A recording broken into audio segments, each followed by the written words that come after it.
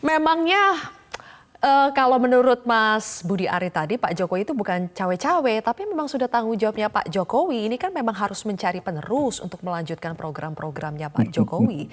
Jadi bukan cawe-cawe, Mas, framing malahan kalau Presiden Jokowi disebut cawe-cawe, Mas Zaki.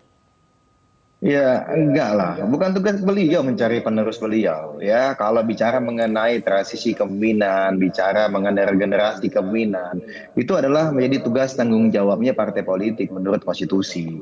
Ada aspirasi yang ingin disampaikan bisa melalui partai politik. Bukan Pak Jokowi gitu. Nah, ya itu satu hal. Yang kedua, bahwa kita kan negara demokrasi. Ada sistemnya, ada caranya gitu, ada mekanismenya. Ya, kekhawatiran nanti tidak akan dilanjutkan dengan untuk selanjutnya. Ya enggak lah. Kayak buktinya Pak SBY punya MP3EI. Nah, itu menjadi dasar bagi Pak Presiden Jokowi untuk melanjutkan. Coba misalnya nih, kalau kita bicara kekhawatiran. Pak SBY itu dulu diwariskan Bu Mega tahun 2004. Itu hanya 400 triliun APBN-nya. Pak SBY dengan seluruh kekuatan dan elemen bangsa bersama-sama berjuang. Sehingga dalam 10 tahun, 400 triliun itu bisa menjadi 1.800 triliun, Pak. Apakah kemudian Pak SBY mikir, aduh sayang nih, saya sudah berupaya sedemikian rupa sehingga size ekonomi kita, kemampuan keuangan negara kita bisa 4 kali lipat lebih. Lalu kalau misalnya orang yang salah, bahaya nih. Nggak gitu Pak SBY, tetapi bagaimana beliau kemudian menyusun MP3EI, bagaimana Baik. mengatur agar proses demokrasi ini berjalan adil, ya tanpa ada kecurangan, intimidasi. Sehingga kemudian lahirlah seorang Bapak Joko Widodo. Kan begitu. Oke. Apakah kemudian Oke, Pak jadi SBY menurut khawatir? Demokrat siapapun pengganti Pak Jokowi itu ya terserah rakyat nanti, tidak usah disiapkan oleh Presiden Jokowi sekarang untuk khawatir siapa penerusnya. Benar, Mbak. Benar. Baik, oke. Karena menurut kami di negara demokrasi kuasa tertinggi, kedaulatan tertinggi ada di rakyat gitu. Dan Coba kami saya tanya meyakini Mas Pak Umam Jokowi dulu kan ya. hanya satu Oke, orang gitu. saya tanya Mas Umam dulu. Mas Umam, sebetulnya kekhawatiran sebagian publik yang melihat Pak Jokowi ini cawe-cawe, menurut Anda dengan kehadiran Pak Jokowi kemarin di Musra, kemudian Pak Jokowi mengeluarkan pernyataan akan membisiki partai-partai soal aspirasi nama-nama capres-cawapres dari Musra, itu bentuk cawe-cawe atau kepedulian Pak Jokowi terhadap nanti penerusnya siapa, programnya akan bagaimana, kepedulian atau cawe-cawe? Ya, sepertinya Presiden Jokowi bermain di ranah yang abu-abu. Karena pada saat yang sama sebenarnya Presiden tentu memiliki hak politik seperti diatur dalam pasal 299 di Undang-Undang Nomor 7 tahun 2017 tentang pemilu. Tetapi di saat yang sama ada batasan-batasan di mana kemudian Presiden dalam ruang kampanye memang tidak boleh kemudian menggunakan fasilitas negara, apalagi PIN negara itu juga kemudian menjadi hal yang perlu dicermati. Tetapi aturan itu dalam konteks kampanye. Nah, sekarang belum masuk masa kampanye.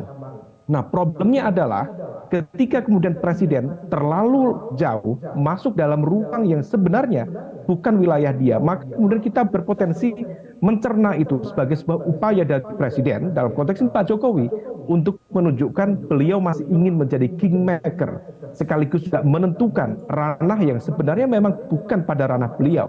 Karena bagaimanapun juga Presiden adalah simbol negara, dan simbol negara harus memayungi semua elemen kekuatan negara. Nah, oleh karena itu ini menjadi ruang yang sangat debatable, dan apakah kemudian Presiden ikut cawe-cawe atau tidak, diakui atau tidak, pengaruh Presiden dalam konteks memberikan endorsement kepada satu dua pihak tertentu diakui atau tidak akan berpengaruh terhadap netralitas kekuasaan negara. Dan kita ingat rumus pemilu yang terbuka, adil, dan demokratis mensyaratkan hadirnya kekuasaan negara yang netral. Nah, dalam konteks ini Presiden adalah simbol negara. Jika Presiden kemudian menunjukkan keberpihakannya secara vulgar, maka kemudian hal itu berpotensi menyeret, mempolitisasi terjadinya proses-proses yang tidak dikehendaki dalam proses demokrasi yang adil dan juga terbuka. Oke, Mas Budiari, kembali lagi ke Anda. Sebetulnya ekspektasi Musra ke Presiden Jokowi itu apa? Apakah Musra ingin Presiden memilih capres-cawapres dari daftar nama yang direkomendasikan oleh Musra, kemudian Presiden Jokowi merekomendasikannya ke parpol supaya bisa diusung capres-cawapres hasil usulan dari Musra, atau bagaimana, Mas Budiari? Loh, Musra ini nggak ingin mendikte siapapun, apalagi menekan-nekan partai. Tidak, kita juga ingin menyampaikan ini loh maunya masyarakat. Kalau partai mau pakai bagus, nggak pakai juga nggak apa-apa. Kita nggak baperan juga, Mbak. Begitu loh.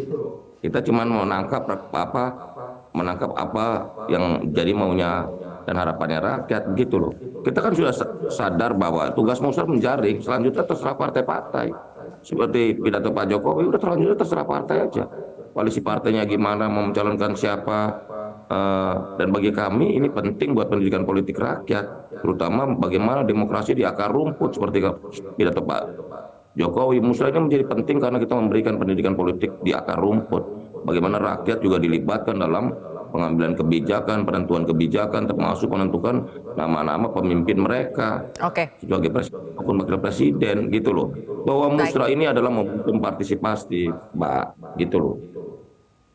Baik, selanjutnya Bapak-Bapak, kita juga tahu kemarin Presiden Jokowi mengatakan berpesan kepada relawannya kalau kita ini maksudnya Presiden Jokowi dengan relawan ya harus kompak, solid supaya kita diperhitungkan.